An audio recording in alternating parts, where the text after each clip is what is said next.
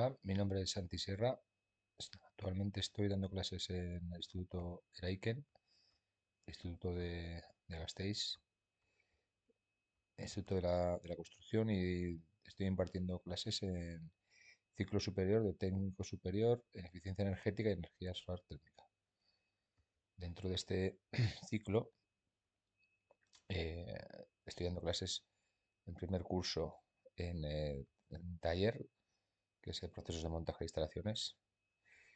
Y en segundo curso he estado dando gestión eficiente de la guanificación y también estoy dando unas optativas de taller. También voy a ser el responsable de proyecto y tutor de las prácticas. Así que estoy bastante enfocado al área técnica y de montaje de, bueno, pues de instalaciones renovables y solares térmicas.